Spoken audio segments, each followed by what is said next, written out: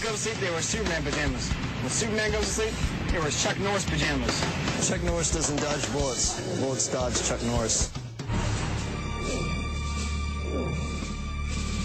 I think Chuck Norris is popular with the military because what he stands for. Not a bragger, just a doer, but again, one who protects perhaps the innocent and at the end of the day ensures that justice is carried out. Doesn't say much. Just kind of does his job. Beats the crap out of bad guys. I think that's the way we see ourselves. That we were there to protect the innocent and make the bad guys go away.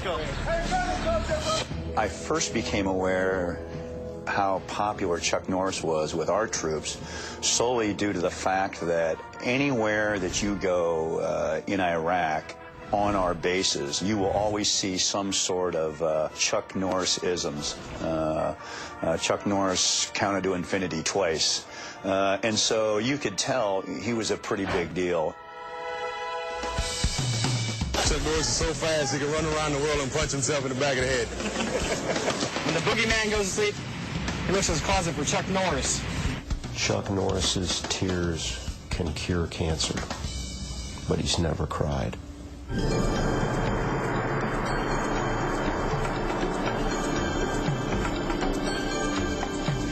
kind of sit around and we go, you know, the Marine Corps birthday's coming up. Who are we going to invite out here for the birthday? So we're talking. I go, hey, why don't we invite Chuck Norris?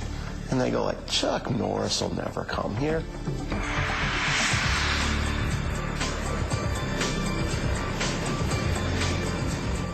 So through about 2 or 3 months worth of emails, we actually pulled it off. And I'm sitting in my house, I go, yes, Chuck Norris. And I'd start yelling, everybody comes running in, they go, what are you doing? I go, Chuck Norris is coming to Iraq.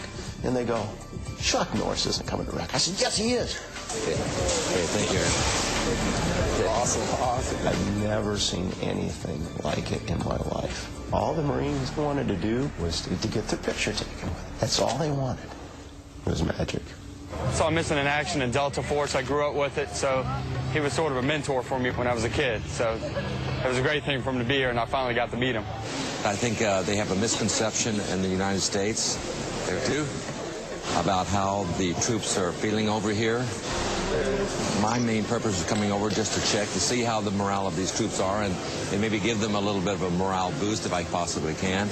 Awesome. Great. Thanks. Okay, guys. Yeah, all the best, guys. Between shaking hands and stopping for photographs, autographing, I think we estimated somewhere that he perhaps shook the hands of about 17,000 Marines, sailors, soldiers, and airmen in about a 4-day period.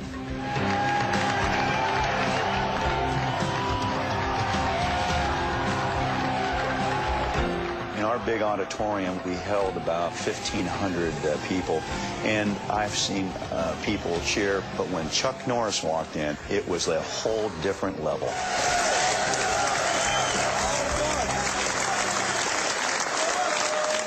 You know, amazing thing about my childhood growing up, I grew up very shy, non-athletic, and so it was a hard thing for me to overcome, and I was really heading down the wrong road. You could have heard a pin drop. People were hanging on every word. It's more than just shaking his hand and getting your picture taken with Chuck Norris. He certainly spent some time talking about how he became who he is today and the journey that took him there.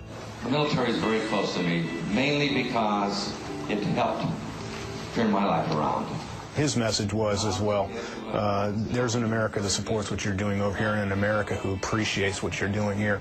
And again, when you get an ambassador like Chuck Norris who delivers that message, it just was very, very important to us, and it was much appreciated.